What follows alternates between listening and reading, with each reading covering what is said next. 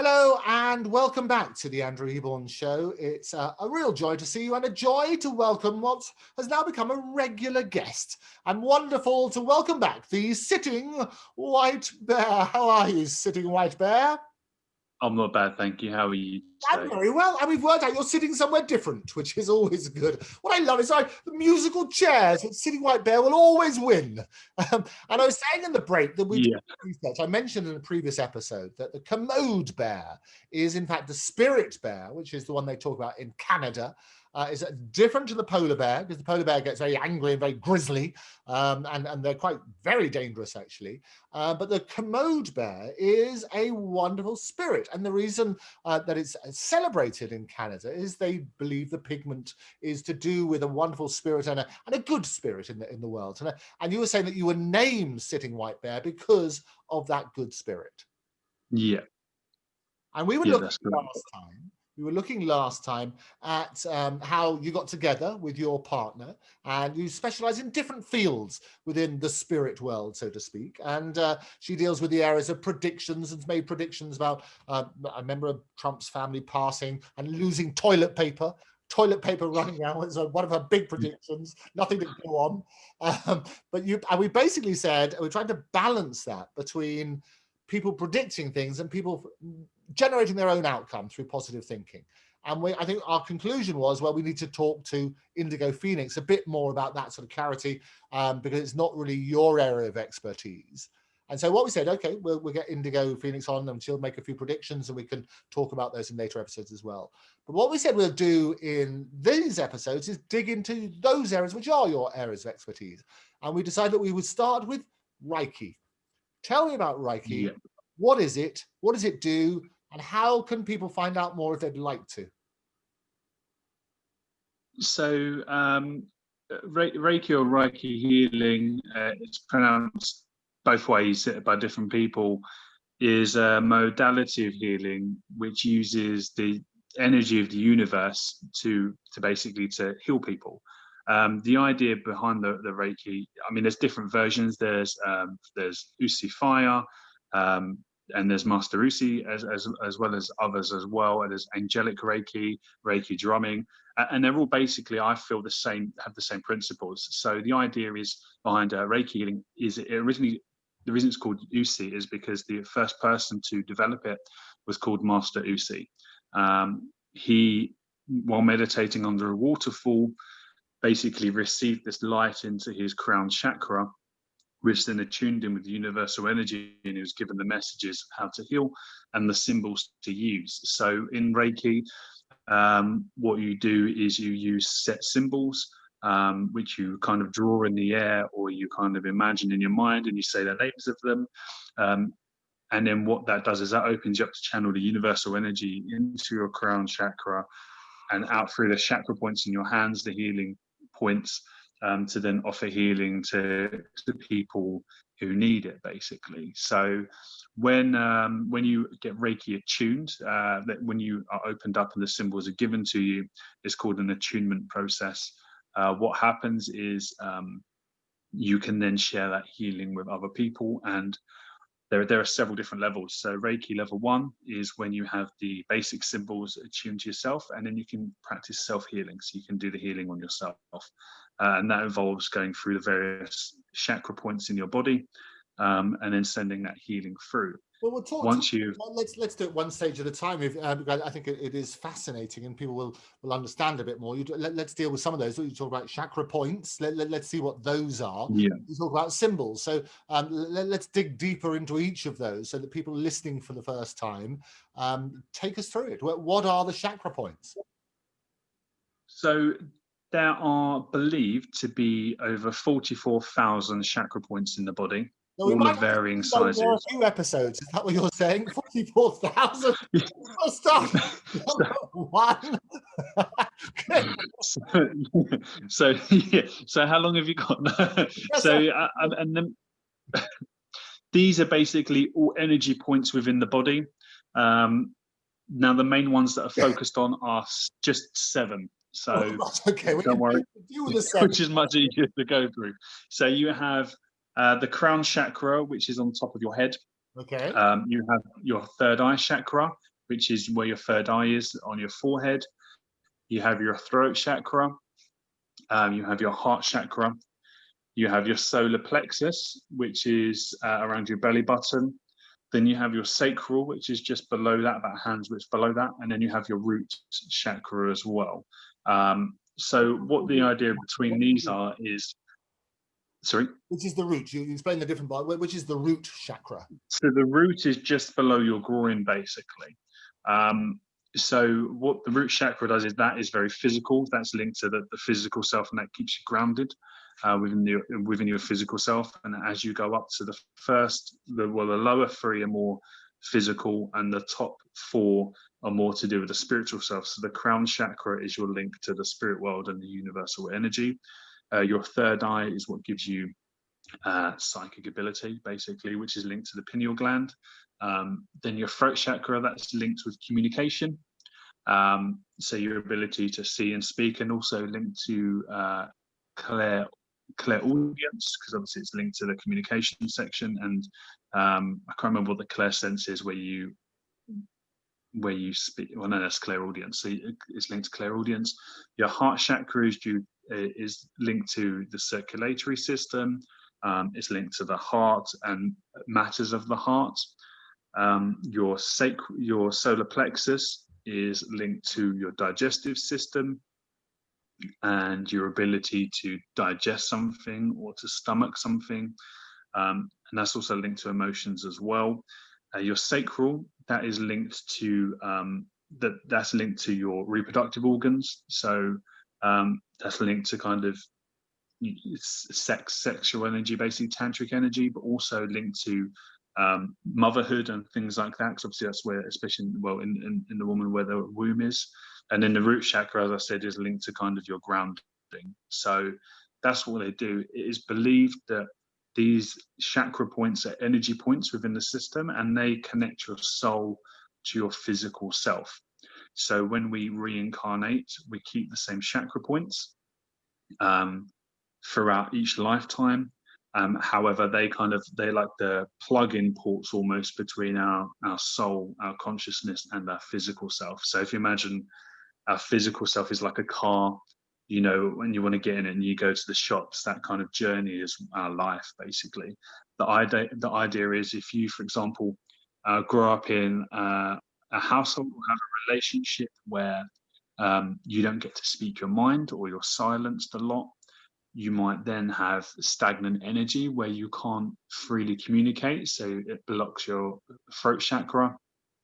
And what this does is this then stagnates, and then that can then eventually develop into physical ailments like sore throats, a loss of voice, and things like that. Another example is if you are ungrounded, then again, that's because of a blockage in your root chakra as well. If you've been through sexual trauma or have parental issues, that can affect the sacral.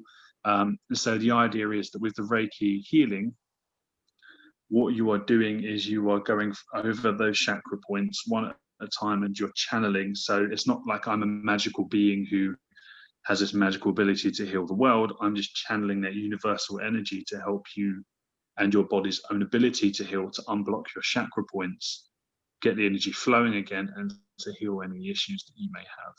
So when somebody comes to you as do you call yourself a Reiki practitioner?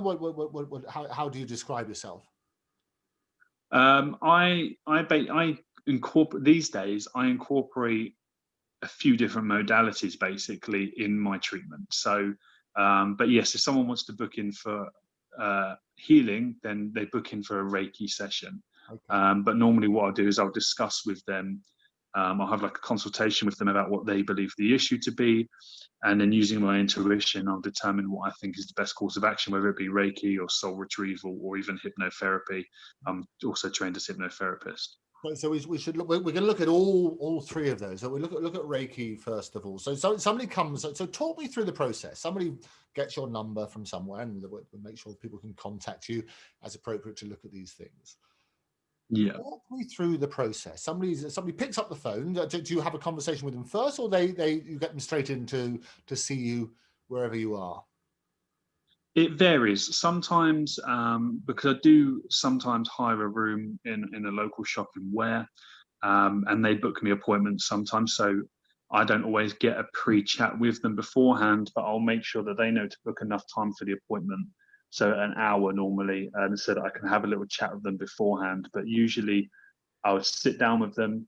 I would discuss with them where they feel the issue is. Because I say to people, I'm very straight to the point. I say to people, look, when you lay down, you may not feel anything immediately. Some people feel heat from my hands. Some people get imagery in their minds. Sometimes I get imagery, and sometimes it can be really bizarre symbology, but it means different things, which I then decode, talk them through, and then go through there. And it can be at different points. So if someone's suffered grief or heartache, I can literally feel like there's a pit, like a hole where their heart should be. And then I go and I kind of do like psychic surgery where I envision that I'm filling that hole with light to repair it. Basically, so somebody comes along, they book an appointment with you, they book an hour session. How, so I should ask you, how's it been going in lockdown? Have you been able to see people? How does that work? Well, as a master Reiki practitioner, I don't like using that because it sounds a bit egotistical, but I have completed in the Ursi tradition all 3 levels of Reiki practice, which means that I am accredited as a master practitioner, which means I can attune people as a Reiki healer, but also I can do distance healing as well. So in terms of the symbols, you can do distance stuff. That's the answer to that question. So you mentioned there are 3 levels. Let's deal with those, and then we'll talk through an appointment. What are the 3 levels, and what should people be looking out for? So if I started, and anybody can become one, can they? Yes, definitely. It's a universal energy. If I wanted to be a Reiki practitioner, level 1, what would I have to do? You would have to book on with someone who is accredited to as a master Reiki practitioner. I know Sitting White Bear. He knows a thing or two. He's a number 3. So I book in with you. What's the first thing you teach me? So what I would do is I would go through the basic background, as I explained very briefly about Master Usi and how he first developed the system. He was channeled the system, and then how you'd go into detail about how he then passed on to other people when he set up a healing center. So you give a bit of the background about it. And then from there, what you do is you then talk through the symbols. So there's different symbols that you draw, and they've all got different names. They are supposed to be kept secret unless you are trained, so I won't be revealing them on this session. But can you give us a clue? I mean, I got the 7 thing. I'm doing quite well with my first lesson, aren't I? So we've got the. I mean, in terms of the symbols, roughly. I mean, without, I don't want to give away too many secrets, but you've given the chakra points, which people will understand, and you say, okay, it's the head, and we do this, and that is fairly logical. And when you look at different Chinese medicine and so on and so forth, they all have similar sort of patterns in terms of medicine. You're talking about symbols. Give me an idea, when people are talking about symbols, what sort of thing are you imagining? So it's symbols that you draw with your hands, or you can envision drawing them on your hands or in the air above the person. But one is like an opening symbol. The other one is for emotional healing. There's another one for distance healing. And then there's also a master healing symbol as well, which is what you use when attuning someone into the master in their final level. But also you can use that as like a one-trick pony almost. I always kind of felt like Reiki wasn't everything, which is then why I went into the quantum healing, but we'll cover that in the next episode. I say we look at Reiki, and we can work out, as you say, with the consultation, we'll look at, and we'll talk about how you decide which one. But so you get taught these symbols. So level 1, I come into you, I've sat down with Sitting White Bear, and I'm sitting as well. Would you give me a name at that stage? Do I get a name? When do I get my name? That name, not everyone gets given a name. That's just, as a shamanic practitioner, that's something that I was given when I was journeying. So I know some people, for example, that are involved in covens as doing witchcraft, they'll be given a name to use when they're doing their stuff, but the difference is they keep that secret. That's their name for themselves with their deity. So it depends on the practice. I mean, with shamanism, it's believed to be over 30,000 years old. They found evidence of it all over the world.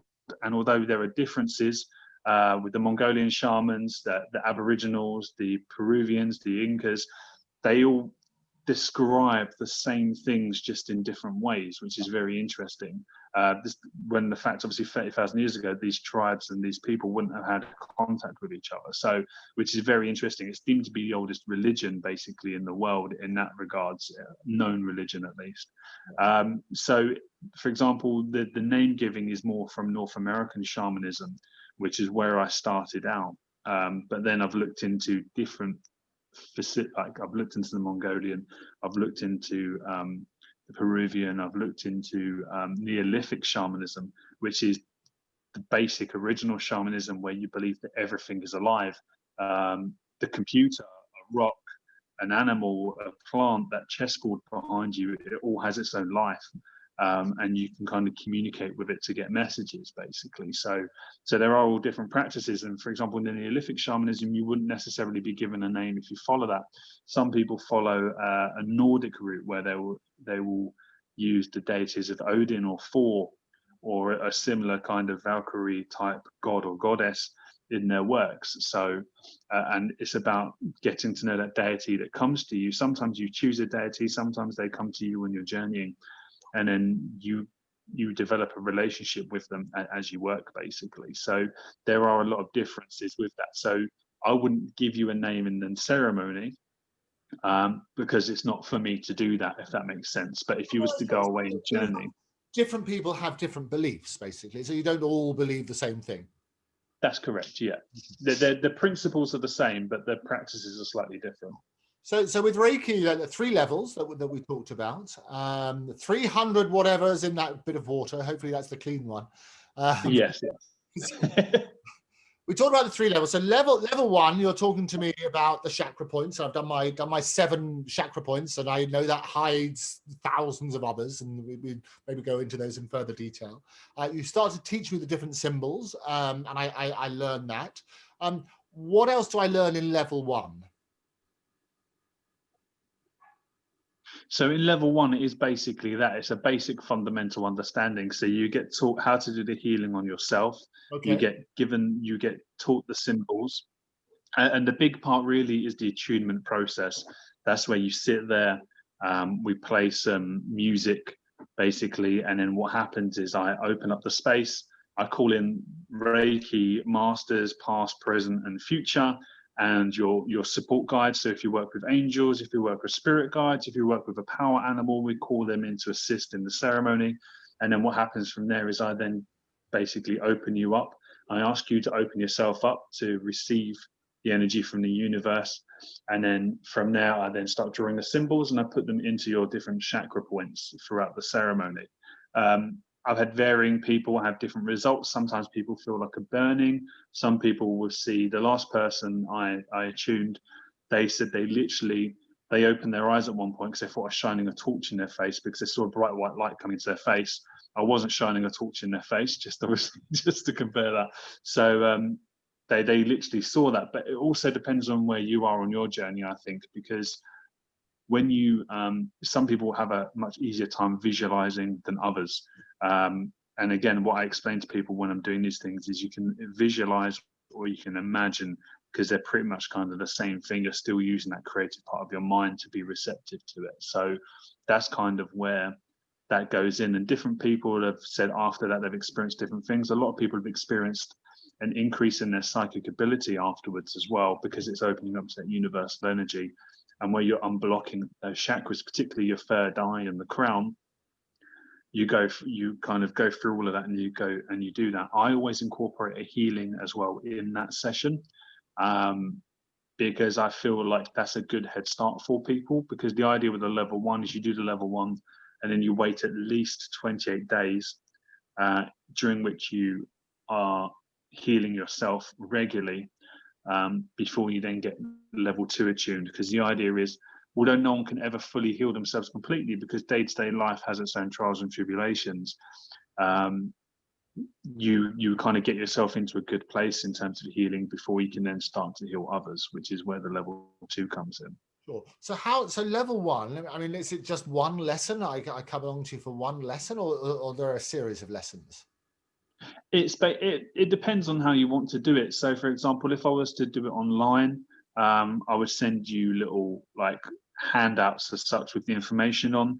I mean, it depends. I do it in different ways to different people. Some people have trouble sitting there and paying attention for a long period of time. So I'd give them some handouts, I'd give them exercises, I'd send them away, get them to learn them, ask them some questions about it. And then once they've kind of, I know they've got an understanding of that, give them the next lesson. So it's quite interactive. You know, there is some of that going in there, but you can do it in a day or half a day, depending on. I could do, so you've spoken to me. I've sat here for some time. We've chatted. How long do you think it will take me to do level 1? Level 1, normally it can take 4 to 6 hours. Oh, so quite quick. Yeah. So I could do level 1. So how do you think I would respond to level 1? In terms of the attunement? Yeah. I don't know, in all honesty, because everyone is individual. Sometimes people say they didn't feel anything, but then they'll go away and they'll do some meditation and then they'll feel different. They'll feel their hands start to itch or warm up, where you activate the chakras in the hands. Some people, as I said, get visualizations of like a white light entering the different chakra points. It is an individual thing. Some people have said they haven't felt anything. I've had people who have attuned, and then they're like, well, I didn't really feel anything. But then they go away and they practice, and then their back pain has gone away. You know, the issues that they've been feeling have ceased. And whether that's, you could argue, a placebo effect because they believe in that, or I don't know. Again, I think that comes into kind of other avenues of healing. But people have definitely gone away. I mean, I had someone come to me for a healing session, and they cried most of the way through it. And at the end, they said it was the most profound experience they'd ever had, which I thought was quite a statement, in all honesty. It took me aback. So I was like, oh, okay. So from that point of view, I mean, you can do level 1 remotely, can you? You can teach people remotely. Yes. Okay, so you could teach me, and this is where we're getting, because we can have a look at this as well. You could teach me remotely to do level 1. Yes. Okay. How far, because we've spoken about the things, I've got an understanding of the 7 chakras. We can start talking about the symbols. How much more would I have to do with my 4 hours? You would have to know the symbolism off the top of your head, the names of them and what they do. You'd also once you've taught me, I could probably repeat them. Sorry? Well, once you've taught me, I could probably repeat them. I'm quite quick at learning, so I could do that within a certain period. Okay. Yes, I mean, there's no reason why you couldn't have the symbols written down either, if that does help you to refresh your memory. Some of I mean, in particular, the distance healing one is very intricate. It's got 23 different aspects to it, which are a lot of different lines going through it. So with that, and the name as well, because it's obviously an Eastern kind of principle. They have Eastern names, so it can be a little hard to get the pronunciation right. But once you've got that right, once I'm happy with that, and that's why I'm saying it depends. It can take, sometimes it takes people longer, sometimes it doesn't. So it does depend on the individual. If you're very quick at learning things, then there's no reason why you couldn't do it, as I said, in half a day. And then you get attuned, and then you go away and then you start practicing on yourself. Okay. Well, we should go on this journey. I like the principle of that. If you're happy to go on that journey, we can make that make sense. So level 1, I've done my half-day course. What then happens? Is there an exam I have to pass, or is it you sitting white bear just said, okay, you've got your level 1 and we can go on to level 2? How does the transition work? So what I would do is, once you've done the level 1, I'm happy that you can demonstrate a good knowledge of how the Reiki works and the principles of it, and then you're attuned.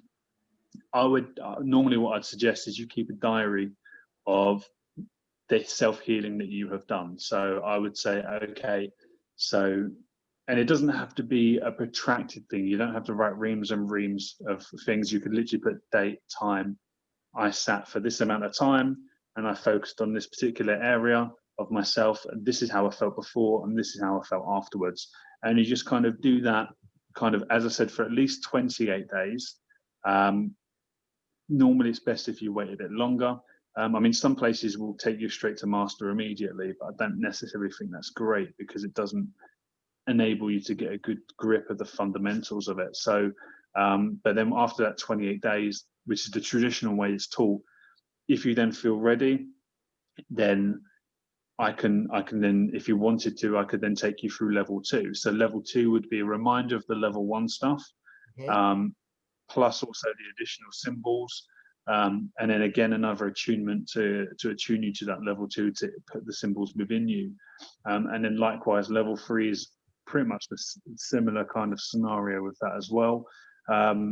And then from then you can then start to teach people, and you can hold courses yourself and things like that. But you need to have, as I said, a good knowledge of how it works. So the whole I track. would. So level 2 takes how long? So level 1 I can learn in half a day.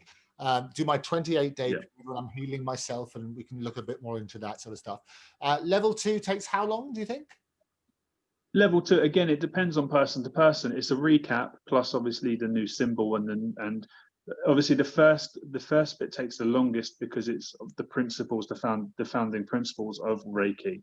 Yeah. Once you've got that down, it's a case of learning a new symbol, and then from there having the attunement. So that would be probably about half a day as well, because it's just a recap, and then there's less to learn at that point. Okay. So from that point, you'd then have the new symbol, and then you'd practice that, and then at that point, you can then start healing other people. Okay. You can offer Reiki healing to animals as well, and you can also use it on your plants, and you can also then start to do the distance healing as well.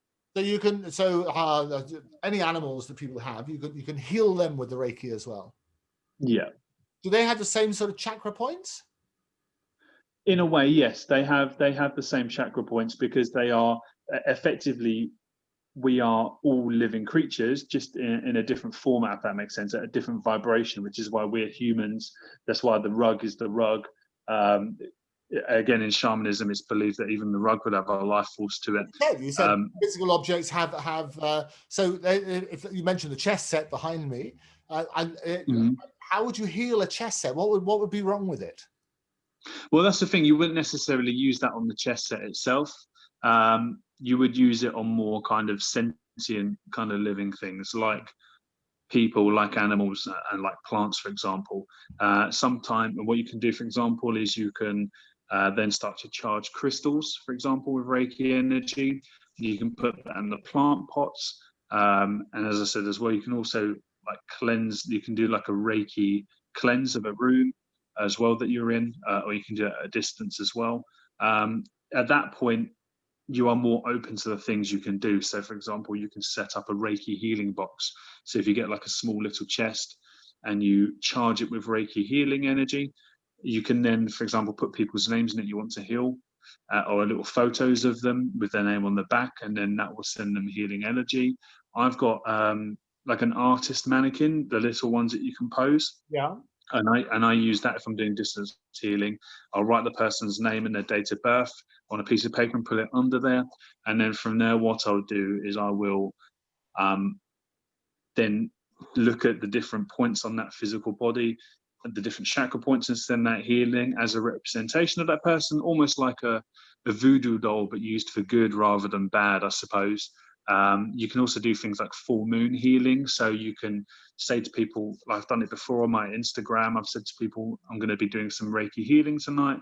If you'd like to be included, then put your details here, or DM me, or send me a private message, and then I write their names down, and then I scan over them with my hands, sending them the healing. I just explain to them the time that I'm going to be doing it, and then I say to them, just make sure you're laying down and you're opening yourself up to the healing so I can send it to you, because you should have their permission to do that. So I wouldn't do it on someone that hasn't given me permission, because they might not be ready for the healing process. I'm following it so far, and this is level 2. When you say opening yourself up for the healing, what do you have to do? Because most people turn around and say, well, I've got a sore shoulder, or I've got a bad back, or something like that, or my left toe hurts. When you say, what do you have to do to open yourself up to the healing? All you do is you bring your mind to it. So you would lay there, or you would sit in a comfortable position, similar to if you was going to meditate. You bring yourself into like a calm state of mind, and you just bring your attention to receiving healing. So you might say in your mind, similar to when you're attuned, you open up your mind, you say, okay, I'm ready to receive that universal energy. You'd sit and say, okay, I'm ready to receive this Reiki healing. May it go where it needs to go. May it do what it needs to do. The thing is, like, it's not the universe, and this again kind of ties into a previous conversation about the universe and whether we can understand everything. Sometimes you might have someone ask you to do healing for someone who's terminally ill. They ask you to send healing, and you send them healing, and they may still pass away because it's their time. And that person may say, well, hang on a minute, you were meant to do Reiki healing, why haven't they got better? If it's that person's time, then that Reiki healing will help them with a transition. So it'll make it better, it'll make it easier for them, it'll bring them some peace rather than being a magical cure for them. So you've got to take them things into mind. Yeah, I mean, this goes back to the point we touched on last time we spoke about it. When you talk about somebody's time, this is basically going back to what we say about Indigo Phoenix and predictions and things like that. So are you saying, just to be clear on this, are you saying that everybody has a set time that they're going to be departing this earth? My belief, and again, I'm not going to be so egotistical as to say that I know everything. My belief is that we set out before we come to this world when we're going to leave it, as part of like a soul contract, in order to learn various lessons and to experience various things. And I feel like when you know when it's your time, that's when you go. And sometimes it can seem incredibly short. Sometimes it can be very long, and I think that is dependent really on kind of the agreement that you've made before you've come into this world. So I do feel in a way that is that time. I think also at the same time it can be prolonged. So for example, you've come into this world to learn a particular lesson about a type of partner or a type of relationship or a type of behavior, and you're not getting the signs. I mean, there's plenty of people out there who have come to me and they say, look, I keep attracting this kind of person, I keep doing this, I keep doing that, what am I doing wrong? Sometimes you kind of find yourself at a crossroads and you take the world toward a path and you end up going around in a bit of a loop. It's only when you recognize your behavior, not that you're responsible for the other person's actions, they're responsible for theirs. But when you start recognizing what you're doing to contribute to that and you break away from that, that's when you kind of learn your lesson and move forward. And I feel like once you've done that and you've moved on and you've learned the next lesson, that is when it is your time to pass, basically. But also I feel like from a karmic point of view, if we don't learn the lesson, we get so many chances and then we're kind of taken as well, because it's like, okay, you're not learning in this setting, let's get you out of here and we'll put you in somewhere else, basically. So the phrase, and say it's jargon busting. I think this is why it's so helpful to get an understanding. When you say it's somebody's time, your position is that, and we come on to past life regression because we're going to talk about that in a future episode. But your position is before we even come into this life, we've said we're either going to do a finite amount of time, which is a period of years and days and hours and seconds and milliseconds, or we've come on a mission, which is to find the answer or to do something. And once we've finished that mission, that's our time. Is that a fair summary? Yes. Yeah. In a short summary, definitely. Okay. So that's helpful. So that will be your answer then about healing. Is you're either, when you say it hasn't healed because it's their time, either the time is they finished their journey, that's the set amount of time, 27 years and 3 minutes or whatever it happens to be, a bit longer hopefully. You then turn around, or you've turned around and say, well, they finished that particular path and that's it. Okay. So that goes back. Yeah, I mean, obviously, if I'm talking to someone whose loved one has passed away, I'm obviously more delicate than that. And I don't just say, well, do you know what, they've had their time, tough luck kind of thing. I'd be a bit more sympathetic. But yeah, I feel that with that healing, it would, rather than just being like a miracle cure, someone that's in a wheelchair, sometimes you see in some of the churches and stuff, they put their hands on them and they shake and they talk in tongues, and then the person gets up out of the wheelchair, and 9 times out of 10 it's shown that the person never needed a wheelchair. I'm not suggesting that Reiki is that kind of profound level of healing, but I feel like if someone is on their deathbed and it is their time to go, that it helps them with that transition. It might give them a feeling of peace or a moment of peace, which then allows them to kind of then move on. Because for me, death is just a transition. It's not fun. I get that very fact that you practice in past life regression and all that sort of stuff and future lives. I get it. It's just it's a transition. But I'm trying to work out, let's say, just logically, and as you say, some things can't be explained, but logically, you can turn around and say it's their time, either because we've made that contract at the beginning about finish this bit of work, or you've agreed a certain period of time. That's your time. What bit does the healing change? So if somebody's on their deathbed and it's not their time, the fact that you're doing healing shouldn't make any difference at all if you apply that logic, should it? Well, I mean, it may well be that the healing is what gives them that sense of strength to, as I said, you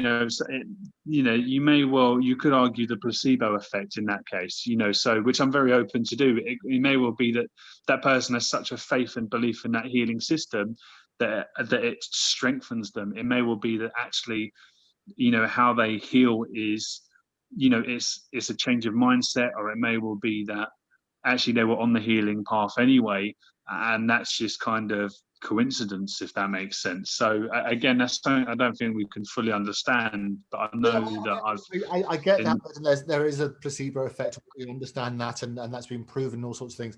I'm trying to understand the phrase, this was their time, with what if you like, it's that sort of, it's not meant to be academic, it's just trying to work out the belief system. Because I get, when you're very clear about this, you say, before we come to this life, we've made the deal, and the deal is X amount of years, X amount of minutes, or while we're on this journey, we're going to do this.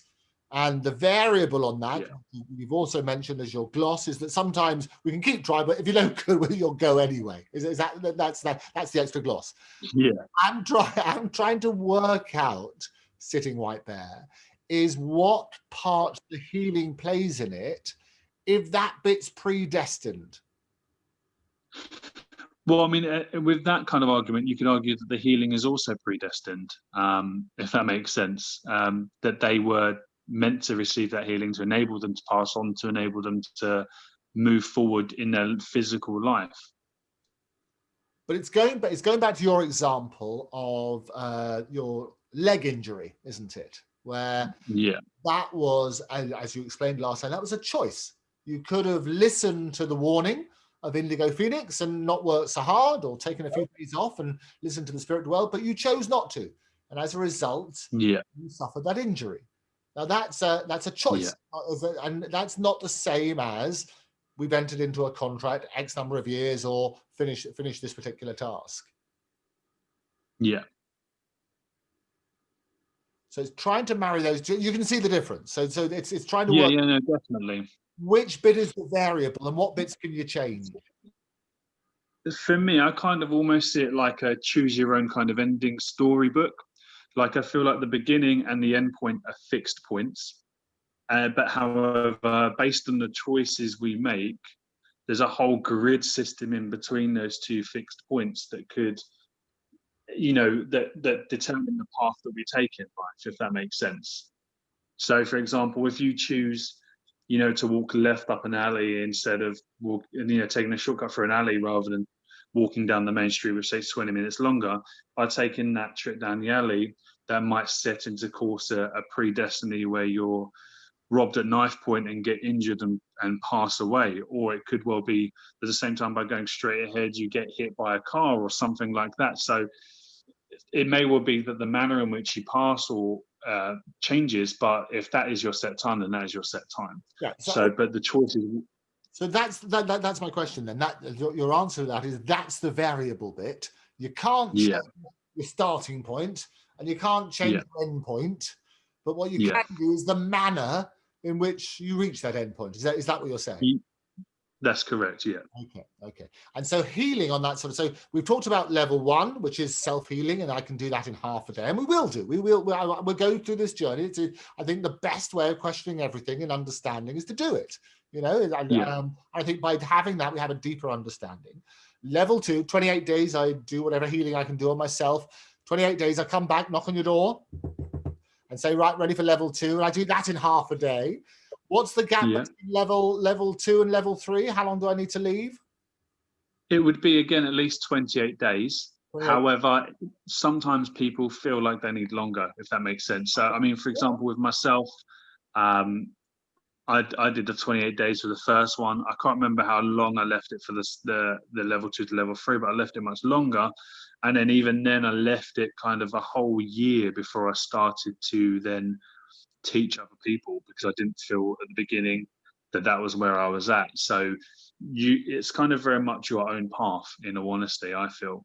Okay. So you feel in yourself, is what you're saying, in yourself you feel ready to go to the next stage. So, but potentially we could do 20 degree 1, we do that half a day on that, 28 days and do self-healing. Level 2, I can start healing other people. And then level 3, just to clarify, you started to mention it, you talked about remote healing, you teach other people. What do I learn in level 3? So level 3 is the master symbol. It's also the violet flame, which is part of the attunement process for other people. So again, and it's also, in terms of that's just like awakening your full Reiki power in terms of opening up completely to the universal energies. So you can pretty much do whatever you imagine with it. So for example, in the spiritual world, we discussed before that time doesn't really exist. So for example, you could say to me, sitting white belt, I'd like an appointment with you. Say you're in Australia. I'd like an appointment with you at 4 o'clock in the afternoon, my time, in order to receive some Reiki healing. And I'm like, okay, no problem. But I think, well, hang on a minute, that's like 3 in the morning here. I'm not going to be awake. I can sit there and I can do the Reiki healing and set a timer on that so that it comes to you at that time when you're sitting there waiting for so it. it's rather like a VCR which you program in advance. Yeah. It works like that. Oh, brilliant. Yeah, exactly. You can do things like set up a Reiki shower. So if you have someone, for example, who you live with, say you live with a grandparent who has their favorite chair, and they have achy bones and stuff, you could set up what you call Reiki shower, where you imagine like a little energy spot above that chair, raining down the healing energy on them. So whenever they sit there, it's like a little like electric recharge point. You can do that. It's literally limitless. You can, as I said, you can do it distantly. You can do group healings. You are literally only tied by your imagination at that point. But then also, level 3 is like a superpower, isn't it? So level 3 is your basically. And you yeah, basically. Was it the violet flame? Is that what you talked about? The violet flame, yeah. So that's what kind of flame. What's that? So that in itself is another symbol, and that's what you use to activate the Reiki healing in someone when you're attuning them. So what that does is that gives you the ability to then start offering the attunements to other people. Okay. So then so a part of the level 3 training as well is teaching you how to attune people. So then you can theoretically go away and then you can start holding your own attunement ceremonies, basically. I can do all that sort of stuff as well. So it's really exactly that superpower thing. And part of the philosophy, I mean, you have, it's not a religion, it's a belief system. How do you classify it?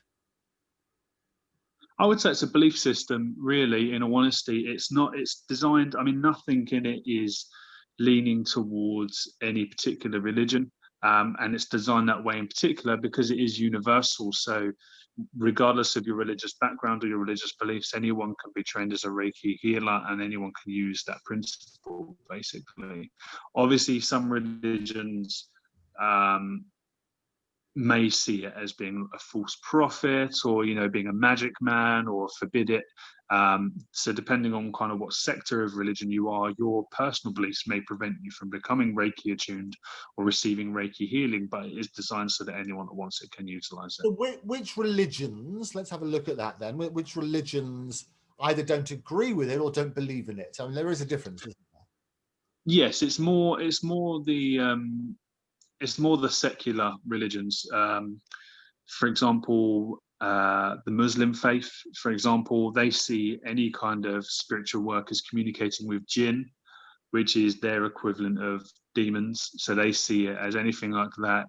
Only God has that power. So that, like, only Allah has that power. So if you're doing that, then you are communicating with evil spirits to get that power, and then in exchange you're going to give them your soul. That's a common theme basically amongst obviously very strict Christian groups, like the Mormons, for example, and the secular Jewish community as well. So it's more kind of the more stricter kind of religious strains. I mean, there's countless different types of Christianity and as well. So I couldn't go into all of the detail with you. As I say, sitting right there, there's a difference between saying, "Oh, this is all poppycock," and this is something which you shouldn't be doing because you're working with demons, as you just described.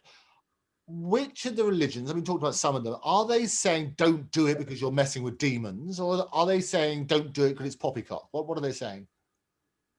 I think that the poppycock argument is more general. Some people just don't believe in it. They see it as woo-woo, or they just see it as, new age kind of wishful thinking, if that makes sense. And some people see it as just silliness. For example, the place where I hire a room sometimes to do my massage treatments and to do the Reiki healing, there's a church nearby, and some of the members that walk past, they kind of do the cross over themselves when they walk past, because they see it as kind of something that you shouldn't be meddling with. So in terms of the belief that it's a negative thing is more linked to religion, as opposed to the poppycock, which is just general, a general kind of idea amongst some people and their own personal beliefs. But the church, that there's the symbol of the cross, they're doing the symbol of the cross because they think you're playing with demons. Is that what they're saying? Yeah, they may see you as evil or anything like that. And what do you think? Well, I wouldn't be doing it if I thought it was evil. There's some people who do. I mean, it's interesting. Do you have a religious belief as well? As I said, I kind of, the shamanic practitioner side of me is kind of the religion as such. When I look at different religions, I see a lot of similarities in a lot of the different religious teachings. They're just told in a different way. And so I do feel, I feel in all honesty that religion has basically evolved over the years from tribal positions. I mean, you look at Christianity, for example, and the Christmas tree is a pagan symbol. A lot of it is kind of an amalgamation of different pagan and kind of local spiritual beliefs from tribes back in that time when Christianity was invented. And it's kind of, and the reason they do that is to make it more, to make it easier for people to adopt, because they're not having to make sudden changes. They just change things. Like Christmas Day is actually just been moved slightly, and originally it was kind of the winter solstice where people would have a big feast and celebrate that. And the same with Easter is the Spring Equinox. As I said, again, the tree is a pagan belief, the Christmas tree, and what you're doing is you are inviting the woodland spirits, the good woodland spirits, into your home to bless it during the difficult winter months, when obviously back, in thousands of years ago, when you didn't have radiators and central heating and it was very bitterly cold, you would invite them in as a form of protection, basically. So it's similar to that. And even when you look at the churches with their censers, when they go through the aisles and they're burning the frankincense, that again is a pagan thing. When you look at witchcraft, for example, they use frankincense. Shamans use kapow. They burn sage in North America to kind of clear the air of negative energies. So it's all just adoptions of all different beliefs.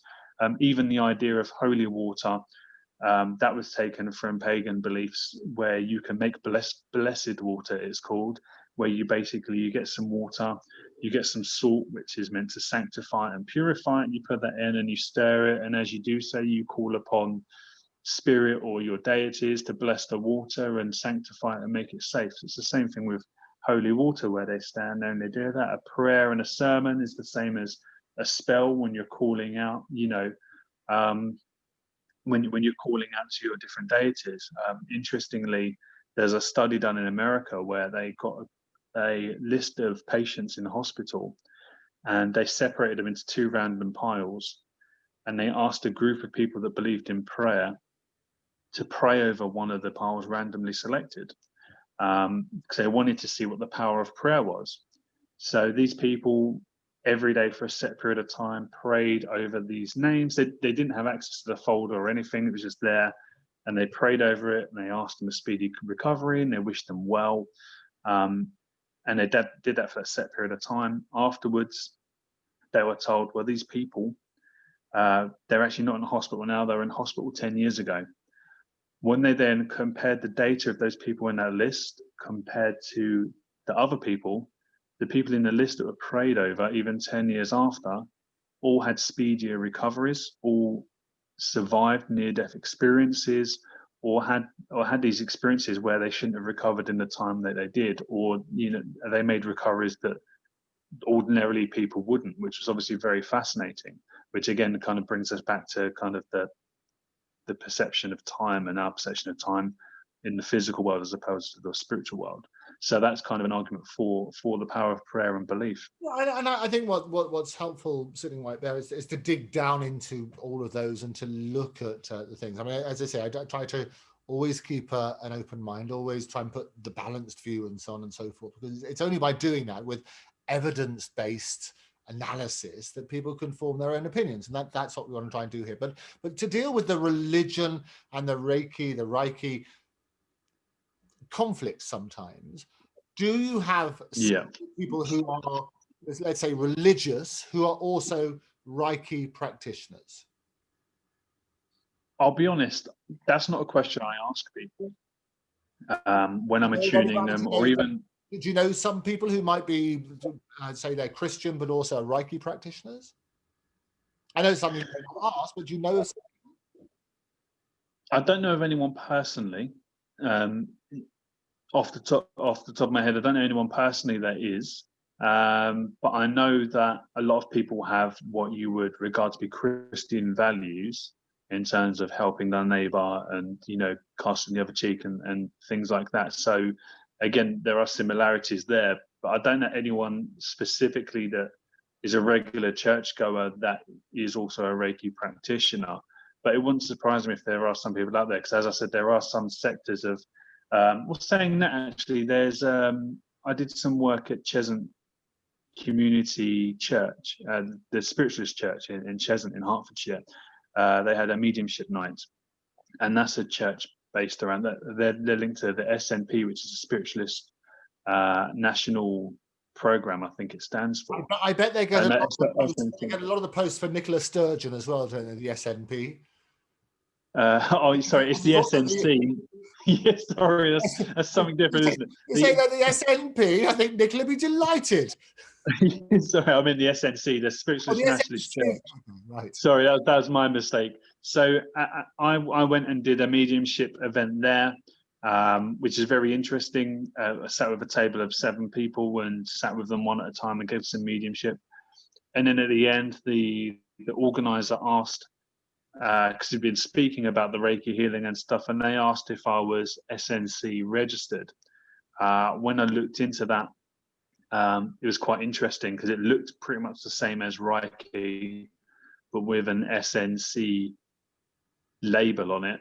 The only difference is you had to still go on one of their courses, although it's pretty much the same, which cost a few £100, and then you had to then pay to be on the register to be able to do the healing, which costs a set amount per month as well. So when I looked at that, again, I'm quite skeptical. I saw it really as a way for the SNC to be making money rather than kind of actually helping people. I mean, of course, there is a charge for Reiki healing, but it's almost like the company TM, which they trademarked that as transcendental meditation.